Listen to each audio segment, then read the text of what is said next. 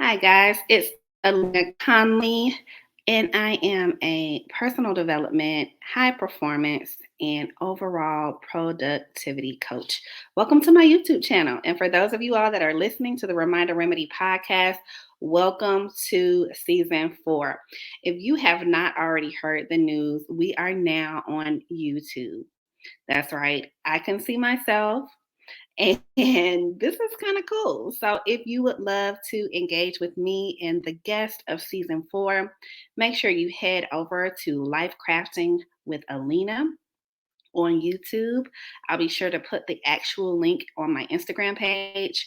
And I want to welcome to the channel. If you haven't already, go ahead and press that red button, as my kids would say, and subscribe so that you can be notified about all of our upcoming episodes. And if you are listening today, make sure you leave us a review and let us know what you're thinking about the podcast and the direction that we're headed for season 4. So, season 4 is all about personal development and productivity, guys.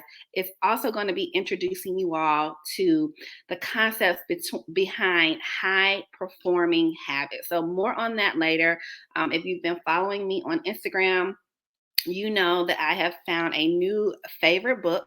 I'm not going to necessarily say a new favorite person yet because I haven't had the opportunity to really dig into all of his material, but definitely a new favorite book because it is the first book that I have read all 2021 that I feel like captures a ton of positive psychology research, but then makes it very, very practical in terms of how we build a flourishing life. And so you will hear me talk about some examples from this book today. But today I want to kick off season 4 and welcome you all here on YouTube by talking about why it's so important for us to make time for personal development. And it's interesting because even us being here right now is just an example of my own personal development journey. When I think about, how we began, or we start to look into our journey of returning to self, as I call it, it's really amazing when you really reflect on the things that have always been present in your life. So I celebrated the 1 year anniversary of the Reminder Remedy Coaching Company last week. And for me to now be officially in the personal development career coaching space just really speaks to who I've always been. So I shared in an interview with one of my good friends down Terrell. If you haven't already checked it out, make sure you go check it out. All right. But in that interview, I shared with her how I have always been into making myself um, a better version of myself, becoming a better version of myself. And I've always done that through spending time on the self-help aisle and Barnes and Nobles, but I've also just loved learning different ways to kind of hack life, for a lack of a better term. And I know that some people just are completely against the life hacker term. That's your business, as Tabitha Brown would say. But over here, I like to call them cheat codes. And it's really just thinking about what are the things and what is the research that tells us what are some of the moving pieces that we need to incorporate in order for us to really establish these lives that we can live fully.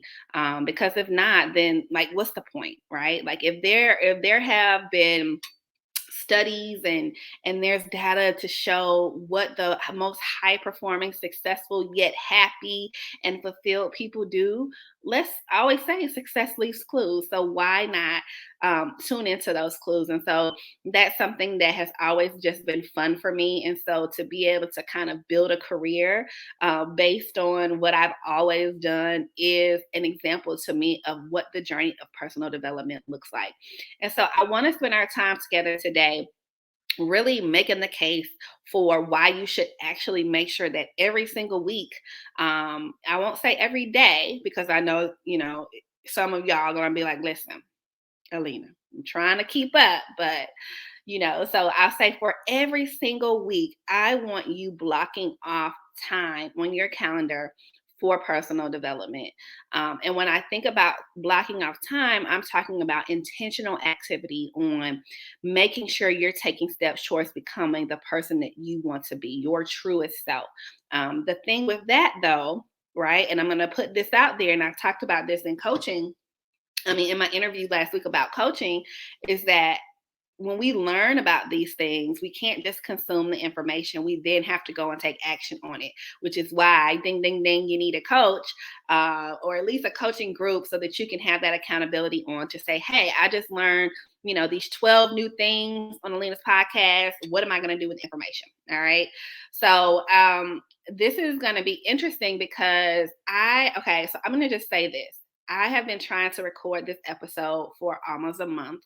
And typically the way that I do episodes to make sure that they don't go too long is that I try to do like an outline and kind of brief myself on what I want to talk about.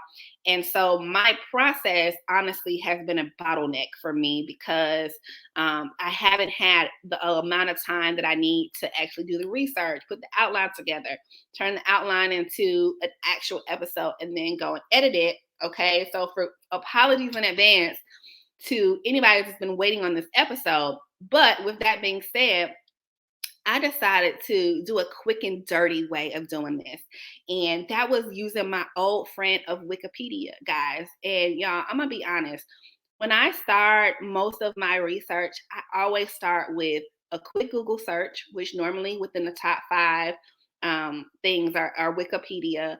And then from there, I work backwards in terms of thinking about, okay, what do I want to do with this information in front of me to make it my own, right? So then I'll go and pull out my books and, cross-reference different points. But so y'all are kind of in the live of how I think about information and how I bring it to you. But instead of me procrastinating more, I have just gathered some points from a quick Google search that says, what is personal development, right? Because I want to make sure that when I come to you, I'm thinking about beyond. I don't want to project why I use personal development in my life on you. So this was a great way for me to get a holistic view of the ways that everyone uses it, so that I can also build into my thoughts on why it's absolutely non-negotiable. I would say at every phase of life, but especially for my 30 plus crowd, especially for my professionals, my parents, all of us who have transitioned into real adulting in the last 5 years, personal development is a non-negotiable. And I just realized that I don't even have on my glasses. So let's get these babies cleaned off so we can get ready to roll. Again, if you are listening on the podcast, you might want to come on over here to the new YouTube channel so you can see what we got going on. Check out my specs, my I Spy Mom Life specs. All right, so just a quick background about me in case this is your first time checking me out. As I mentioned before, I'm a productivity coach over at the Reminder Remedy Coaching Company, which is a practice that I launched about a year ago, but I have been coaching for over 11 years. I've had the opportunity to work with thousands of women, specifically small business owners. And so being able to kind of take that from my experience and couple it with positive psychology, which is where I got my certification specifically for the coaching realm, has been phenomenal. But here at the Reminder Remedy, we really focus on what it looks like to help busy women become productive, help them to achieve harmony between work and home, help them to really develop those healthy habits that make it where we can flourish as career women and as business owners. But that is not at the sacrifice of our children not knowing us, or our spouses divorcing us, or us focusing on looking good by making sure that we're working out and eating right. So it really is a whole woman approach to making sure that we are doing what we call life crafting, or crafting our life. So if you want to learn more about our signature program, which is a 6 to 12 month program, you can head over to thereminderremedy.com and schedule your first free session so we can get you rolling. Okay, so let's talk about personal development. So when I think about personal development, I think about a way of life. To me, it looks like making time for always keeping in alignment with where I'm headed, right? And so I believe that we should be present. I think that we should use the past as a reflective tool to think about, how we want to be in this moment. But I also think that we should use the skill of visioneering, as I like to call it, or having vision of the future to really propel how we move in the present day. And so a combination of all of that to me looks like how personal development shows up. And so today we're going to go over 12 different reasons why you absolutely need to make time for personal development in your own life. Okay. So, the first thing that I want to talk about is just a little bit of the history of personal development. Okay. So, this whole space has been around forever. We could probably track it back to like the Aristotle days, right? I know all of us learned about Maslow's hierarchy of needs. The number one thing at the top of that pyramid is self actualization. And I think that Maslow even said that only 1% of people will actually hit this point of self actualization. And that looks like meaning, purpose, servitude, really making sure that they have spent the time doing the things that serve them, which ultimately serve others, right? And so, is for decades and decades it has been shown that really we all are on this journey of finding self, as I like to say. And so it really aligns with kind of what's always been out there in terms of the research. I think that in the last probably 40 to 50 years, personal development has become more of an industry, right? So that's where you're seeing more books and more courses and more programming, which to me is great because it gives an array of areas or platforms in which you can actually go and focus on personal development.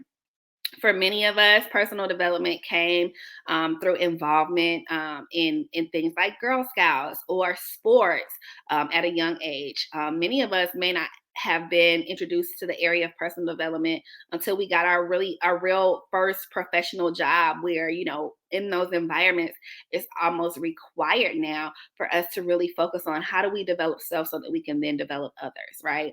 And so when we think about the formalities of personal development, it really is activities that develop your capabilities, and build your potential.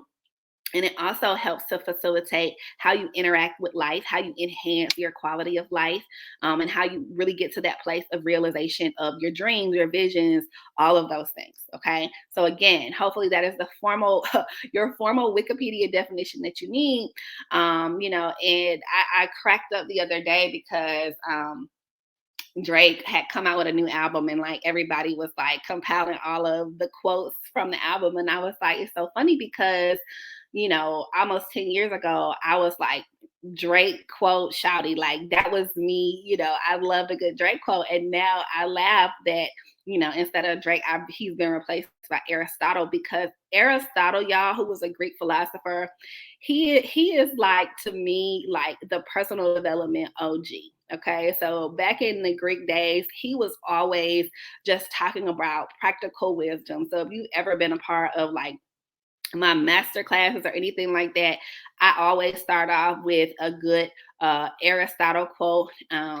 He always talks about helping man find happiness, the flourishing life, what he also referred to as the living well. And so he was a big influence on the concepts that we now have in Western culture, and also a lot of the concepts that are in the field of positive psychology. And so we talk about positive psychology just coming around in 1998 with Martin Seligman, but there are a lot of people that argue, hey, while we just gave it a name, these are things that since the beginning of time, man has searched for in its search for meaning. Okay. And so I think that when we start to think about personal development in present day for the modern woman, we want to make sure that we are not creating stigmas in our head around personal development as an industry versus personal development as a way of life. Okay. And the reason why I say that is because I feel like, with the formation of like Instagram and social media, coaching and gurus and all of these people who technically work in my field, to some degree we get a bad rep because of maybe people saying they're going to teach you to do something and then it doesn't happen, or you expect one thing and you get another. Or the reality is that, if someone markets their program a certain way and then you don't feel like all of a sudden you're this different person, then it's like, oh, well, coaches are blah, blah, blah, right? So I want for just the purposes of this, for us to remove the stigma around personal development and coaches and, what is and what isn't, and really think of it as, in order for me to realize and self-actualize over whatever amount of time I have left, it is going to be absolutely essential for me to embrace personal development and becoming my truest self. Okay. So let's just get into it. These are some reasons why I think that it is important for everyone, at least a minimum of once a week. I'll even just say for 60 minutes a week to focus on some area of personal development. So, number one, plain and simple, it develops competence. All right. I think I put on my caption last week for my 1 year, and I put competence. Competence breeds confidence. All right. What that means is, I feel like I've always been who I am, but the more competent I get in my craft, so when we think about competence, we're talking about getting better at something, right? So getting better at parenting, getting better in the gym, getting better at public speaking, getting better at your actual job, getting better at conflict resolution, getting better at human relations. Competence breeds confidence. Confidence brings success and wholeness, right? So personal development really allows us to develop that level of competence. So, once a week looks like, if I want to get better at CrossFit, 3 times a week, I'm going to the gym and I'm developing my competence in that particular skill set so that I can get better results, so I can look better, so I can feel better, so I can perform better. Okay. So that's one reason why we want to make time every week, is so that we can work on developing our competencies. And I recommend you identifying at least 1 to 3 things every year that you want to become more confident in. I think that something across the main domains, work life, home life, personal life, right? So that's looking like a skill at work. Home life looks like, how do I get better and faster at, laundry, if y'all do that, right? How do I get better and faster at cooking meals? How do I become a better parent? And then personal looks like things that are unique to you. So how do I, focus on eating a better diet or having better nutrition? How do I get more competent at becoming more mindful and slowing down? Right. So being able to get more confident in across those major domains of your life is going to be phenomenal and ultimately kind of showing up how you want to. Personal development is also good for, oh, and I just realized that I have this really cool feature. Okay, so I'm going to put this up really quickly. All right, so we talked about developing competence as number one. Y'all got that? All right, number two is dun dun dun, managing emotions. All right.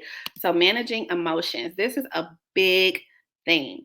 So, personal development in this particular area, to me, when I think about managing emotions, I think about immediately therapy. I associate emotions and the way that we react to things is essentially things that have happened to us in the past, or situations that we've been in the past that make us react in certain ways. So whether that emotion is happy, sad, angry. So when we think about making time to manage emotions, that looks like getting in front of someone who can really help you with that cognition and behavioral therapy. Thinking about, what are those triggers? Who are those people? What are those environments that get your nervous system riled up? And then how do you combat those, right? How do you make it where that certain person at work can't tick you off? How do you make it where your children This was a big personal development area for me. How do I make it where even if my children are having a bad day emotionally, it doesn't cause me to have a bad day, right? So that looks like me reading the books, me understanding, how to communicate. That looks like a lot of Dr. Becky. Shout out to Dr. Becky. I'll actually link her in here because this is a woman who I haven't taken a lot of her courses, but just the one that I did take on just um, helping anxious children, right? Because my son deals with some emotional anxiety, helping him understand his own feelings so that I can then manage my emotions toward him. When we think about personal development, y'all, the end goal is to always make sure that in every situation we are able to show up how we want to show up. So if I know, I have kids and kids cry and kids get sad, and I notice that every time they get upset or they're not listening, I'm going off. All I have to do is look at a reflection and say, is that how I want to parent? Is that how I want to feel like every time I'm driving a carpool, right? Do I want to feel upset every time or irritated every time I'm around my kids? No, I don't. So I need to develop self and my own parenting skills so that I know how to manage my emotions better, but I can also support them in managing their own. Okay. So that's our second reason. Personal development helps you learn how to manage emotion. Number three, okay, personal development can assist at helping you to achieve autonomy and independence or interdependence is kind of how we want to put it. So when we think about, having the confidence to build autonomy or do things on our own, or also be able to work with others while also creating things autonomously, that looks like a lot of relationship building skills. It also looks like being able to set boundaries.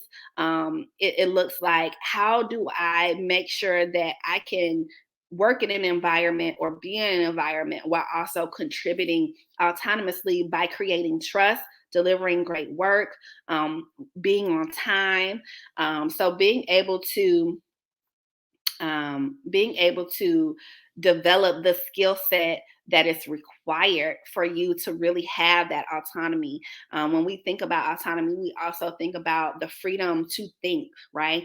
This is something that I think is huge for a lot of people. Is we are such consumers of information that we don't really know what we think. We don't know our own opinion. In season 4, you're going to hear from a guest where she talks about once a week she has a strategy session where she turns off her phone, she turns off her computer, she closes every textbook because she wants to know, what are the thoughts that are coming from me and that are purely me, that are not tainted, by other people's thoughts. And this is so important. That is a personal development habit that she's mentioning, because she's now training her brain to recognize, how she feels and how she wants to contribute to her work environment based on that autonomy in that space. Okay. And so being able to make sure that you're developing habits that support that, are going to allow you to be more of a free thinker, right? It's going to allow you to have an opinion in a meeting. It's going to allow you to be in a conversation where you can interact with other people, but also know how you feel, because you develop a space for yourself where you can consciously tune in to how you feel about different things, whether that's, people or individuals or environments or schools or news or books. Building that space where you can just have the freedom to think and decide is super important and needs to be a skill that's developed through personal development. All right. So that's number 3, is achieving autonomy and interdependence. All right. So number 4 is personal development can help you develop more mature interpersonal relationships. Oh, God, y'all. Sometimes I kind of went back and forth between if I wanted to be a productivity coach or I wanted to be a relationship coach. And ultimately, I think that when it comes to just human interaction and performance in general, We really can't have one without the other. We are meant to connect with others. We are meant to flourish as a hive. Shout out to the beehive. That's why we work so well together, because we got a connection. All jokes aside, you all, we have, especially if you're millennial, we have grown up just on the cusp of half of us know how to interact with people, half of us don't. Half of us know how to have conversation, half of us don't. And I'm not talking about an introvert or extrovert thing, guys, because I am an introvert, okay? And again, when we talk about introverts and extroverts, introvert I mean, that is really speaking to where you get your power from, right? So, how do you recharge? How do you get your energy for life? And for me, that is alone. I get energy sucked when I'm around people. I don't come back to life. Okay, so that's an introvert. So, that just because you're an introvert doesn't mean that you don't interact well with other people. All right, it's just where do you get your space from? So, some of us may have been mislabeling ourselves shy, calling ourselves introverts. It's not synonymous. But either way, there is no way to flourish as a human without developing relational skills. Okay, and I love this concept of mature relationships, because it makes it where it acknowledges that personal development helps us to develop key skills and core skills for interacting with others. Okay, so being able to have those deep quality connections, going beyond surface level, being able to have that empathy and compassion for people, bringing in the human side of life to every conversation, being able to be vulnerable with people. These are things that are like the ingredients for mature relationships. Also, being able to set boundaries with people, communicate boundaries with people, support people in those mature relationships in a capacity that works well for both of you all. Okay, so when I think about, if someone was really looking to develop in the area of mature relationships and interpersonal relationships, which is just basically human interaction, period, um, that looks like reading a lot of books, right? Like reading books on what it looks like to have a healthy relationship, because for many, we maybe have not seen it, right? Like we might not have examples of people who hone in on the skill set of building relationships. All right. um it also looks like learning and consuming and then putting it to action, right? So that one family member that the relationship has always been a bit of a burden, using your scripts and using your words to establish a mature relationship around what you need from that relationship, meeting new people and understanding how to connect with them, especially in the work environment where many of us depend on each other to get to the end goal. How do you establish relationships that are trustworthy? How do you establish relationships with maybe people that report with you so that you are fostering environments that help them to deliver their best work, that help them to be authentic in their approach, right? So, How to Win Friends and Influence People by Dale Carnegie is still going to be one of my top books, okay? Because it makes it where not one person you meet is a stranger because you understand the psychology of humans. All right. So, development in this particular area, if nothing, guys, take it and run with it. All right. So that's number four. Number five, and one of my other favorites, is personal development is great for helping you to establish your personal identity. So this is something that we spend a lot of time on in the beginning of life crafting, because I feel like, again, because of the space that we grow up in, where we're consuming everybody else's identity all day long, it's like osmosis, where all of a sudden who we are starts to get a little blurred. Okay, gets a little blurred because we are basically being forced into the windows of other people's lives, right? So we want to make sure that The way that we talk, we act, the things that we think, the things that we do are actually our own personal identity. They are things that we can say reflect our core values and the things that actually are true to us. So in life crafting, we start there. Like in our simple method, the S is for story. Like, what is your story? Because your story essentially is your identity. How did you get here? And what of your story do you need to rewrite? What are the things that when we really do the work to figure out your top three most important values in this season, how do they show up in your identity? Oh, they don't? Okay, well, let's realign. So, again, that's that personal development on making sure that you are who you say you are, or maybe you realize I'm really not that person anymore. This is who I am, and I want to reestablish myself so that my identity aligns with my core values. This is also something that really helps business owners with their brand identities, especially if you're building a brand on your personal brand. We can target audiences and talk to people off of this avatar of ourselves that's not even really who we are. It may be a stale version of ourselves. And so personal development helps you to really wake up, get still, shake it up, and say, when I close my eyes, who do I see myself as? And do I align with that? And if not, doing the work through personal development to really make sure that those things align. All right. So then next up, we have developing purpose. So this is interesting because this is a concept that we brought up early 2021 in our Flourishing Women Community masterclass. And we tried to figure out, like, okay, how does one know one's purpose? Like, that used to just drive me crazy growing up. Follow your passions and the money will come. And I just could not put my finger on what my passion was. Like, I had so many things that were passionate, but is that my purpose?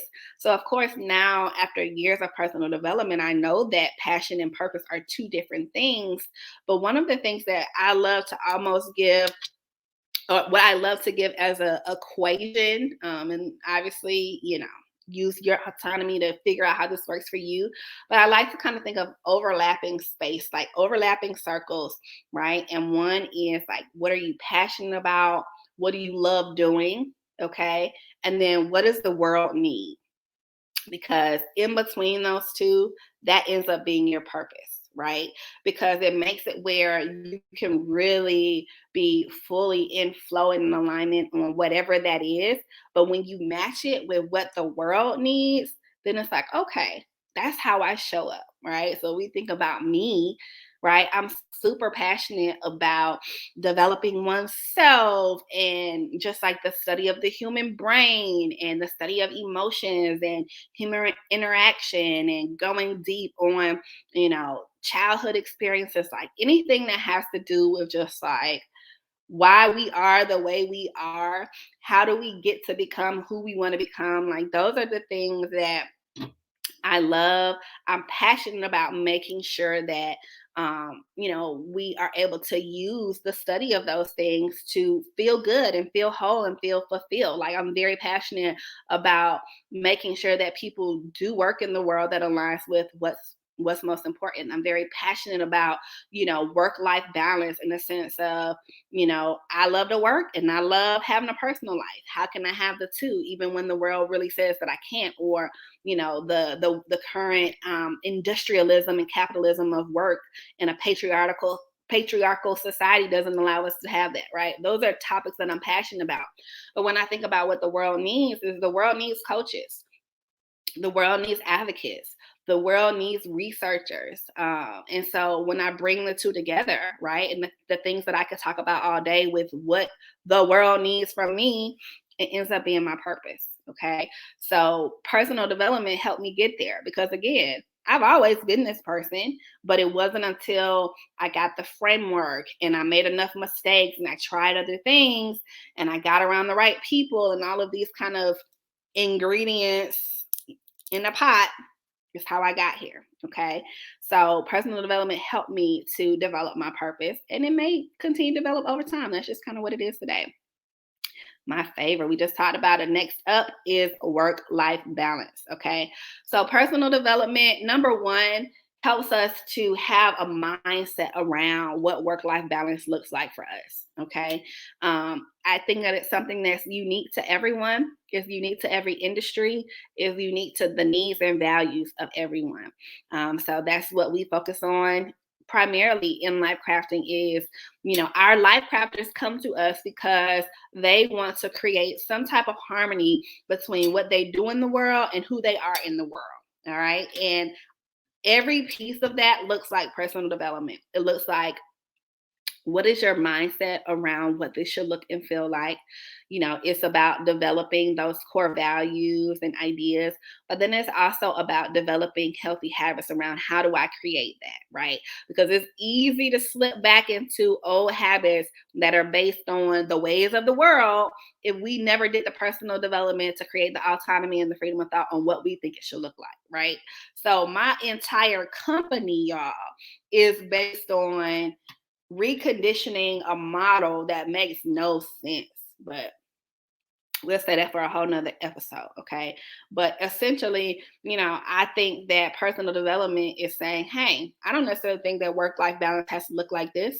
I did 10 hours of work and 10 hours of life, right? But I think that in seasons, like the way that I live my life shouldn't necessarily circle around my work, right? It should ebb and flow, and I should build work on like around like this flow in which how I want to feel every day. Like there may be times and seasons that I'm ready to create, and with creation comes production, which then ends up, being things that can be monetized. But then there are also seasons where I want to be inward and I want to rest and I want to think and I want to reflect and I want to be inspired and I want to travel. So that may look like, the work that I'm doing is not necessarily showing up to an office every day. So that may be the period where I take some leave or I, quit my job for, before I go into the next career. Like the point of developing what this looks like for you is so important because the reality is most of us were born into a society that work is what it is. You chain to your desk, and that's just what it is. But I'm here to tell you, all right, it's not true. It's a lie. There are companies that are focusing on human flourishing and overall well-being of their employees. We're seeing a record number of companies switch from 5-day work weeks to 4-day work weeks, some even 3, and they're seeing productivity go through the roof. I just had a productivity client who is in the education industry. And when we first started, she said, listen, 9 to 5, that just is what it is. I can't do anything about it. And I said, I'm challenging you to think differently. Who do I sound like? I sound like Les Brown, one of my favorites. I'm challenging you to think differently. And so within maybe 30 days, y'all, she ends up getting a new role, still in the field of education, but now working remotely, covering multiple territories across states. She said, girlfriend, I'm getting my nails done in the middle of the day. This is something that I never thought, right? I always thought that I had to go into a school building. I was going to always have my one school district, but just a simple mindset shift and thinking about what I really wanted, interviewing for that type of role and meeting with those type of companies that value those things. At the flip of a switch, everything is different now. Imagine that, guys. And so personal development really, even her just investing in a coach that's going to just say those words, let's think differently about that. Because based on what you're saying you want, these 3 things that you want to focus on over our next few sessions, they're going to come second to everything that has to do with that school building. So let's think differently about how we can make those things happen. All right. So personal development helps you get to that place. Next up, one of my other favorites. Okay, let's just throw in the towel. I love all these things, clearly. Time management. Okay, so personal development looks like, how do I understand time management? How do I make time work for me? I just read an article from the Harvard Business Review this morning, and it was a young lady who works in like brand management, who was basically like time boxing changed her life. Time boxing, time shining, time blocking, as we call it here, the reminder remedy, all the same thing. But it's basically, this process of dedicating certain blocks of your day where you are going to do the things that are most important to you. It allows you to prioritize. It allows you to make sure that you are getting what you say you're going to get done. It helps decrease planning fallacy, which is basically something that plagues many of us, where we think we have 3 hours to do something, or we think that something's going to take 1 hour, but it actually takes 3 hours, but we've only blocked off 1 hour. We've talked about this on other episodes. So personal development helps you get in front of the number one thing that holds people back from their dreams, which is they don't know how to manage their time and they don't know how to manage their energy. Okay. If you need support on this, another shameless plug. Flourishing Efficiently is our time management, energy management program. It's a very simple coaching program where you come in and we teach you a different mindset around the importance of getting in front of your time, right?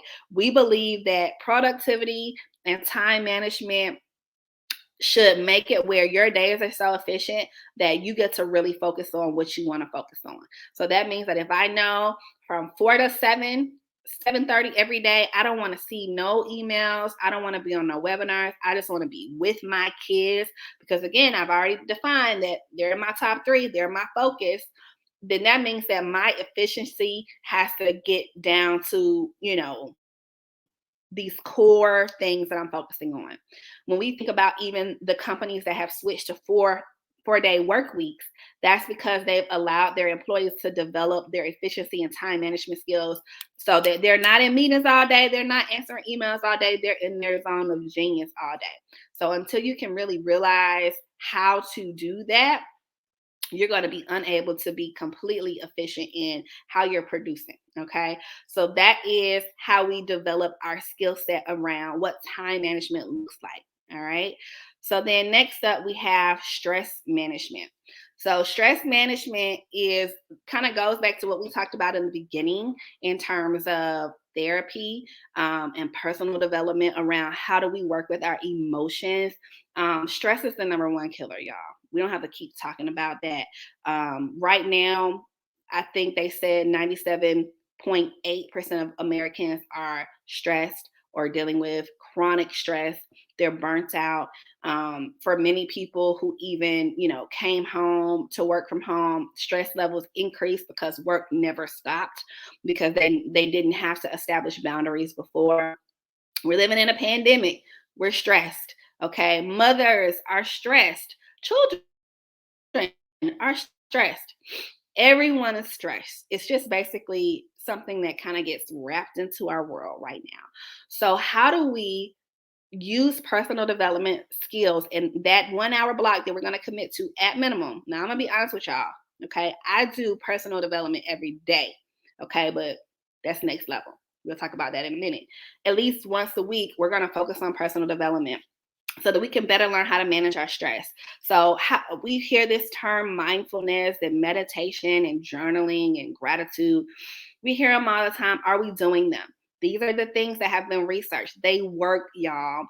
They work. So when I'm thinking about if I want to learn how to manage my stress better without having to, take a pill or, take alcohol, drink alcohol, or start to get addicted to certain things, it looks like me really focusing on developing things that combat stress, which are some of the things that I just named. So every week you could be learning, the history of mindfulness and then starting to apply it. You can find yourself getting involved in organizations that focus on journaling or writing or things that we know help to take captive idle thoughts, which are some of the core reasons why we deal with stress, is because we're trying to figure out what do we do with all of these feelings and these emotions, and they have no home. Okay.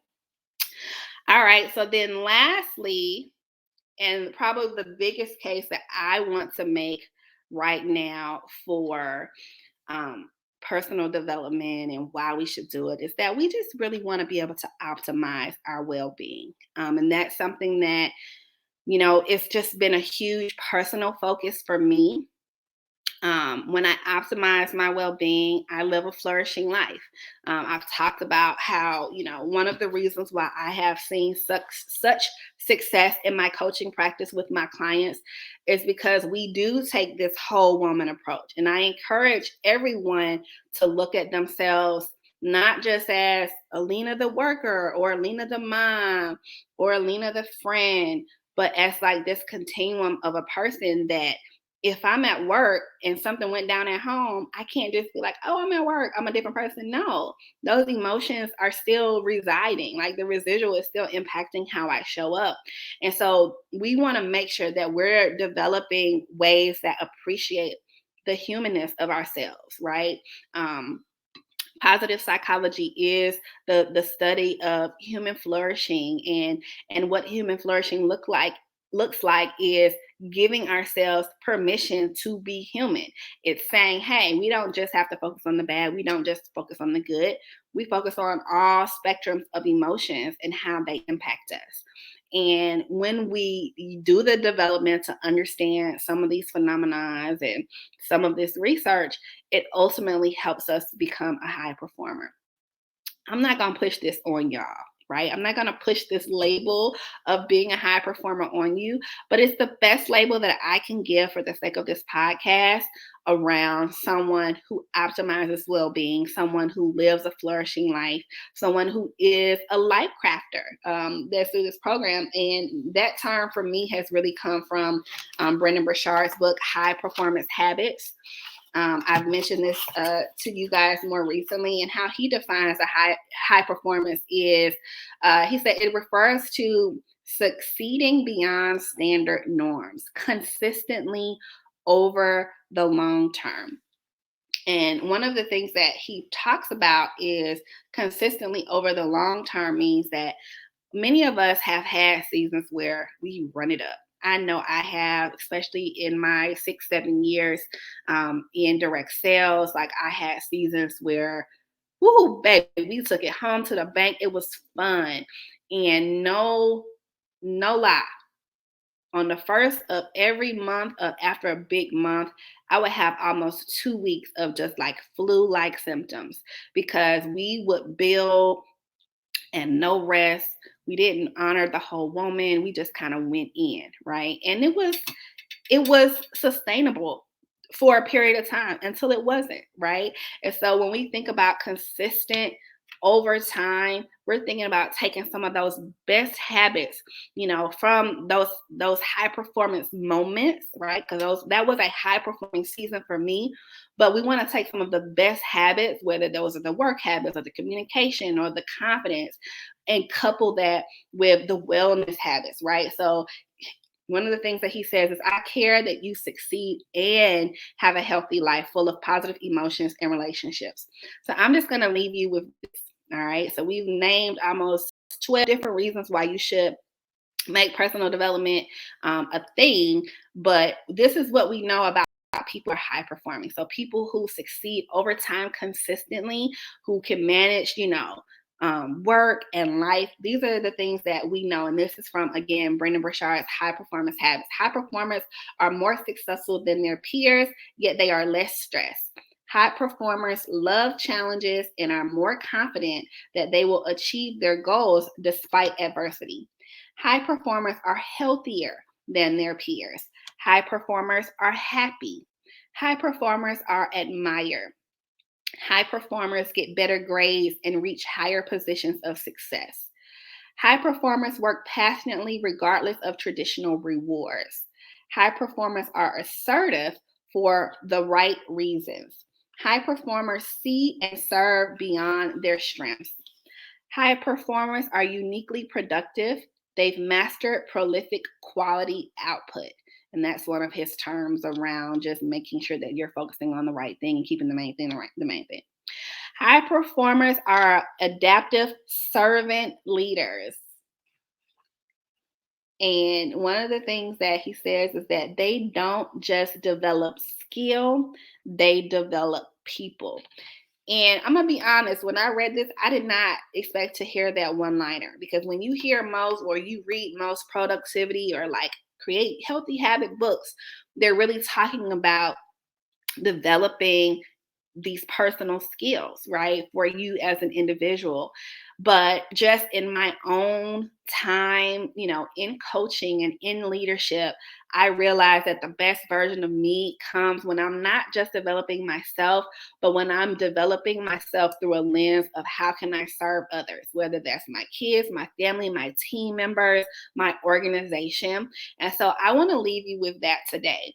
I want you to think about all of these reasons why I have made the case for making sure that you are really making this a priority, to develop yourself, but not just for you. Okay, I want you to at minimum do 60 minutes per week of personal development so that you can fully develop yourself for who you need to be to serve others. All right. So if this was helpful, I encourage you to leave some comments below. Let me know what you thought. If you're listening on the podcast, leave a review.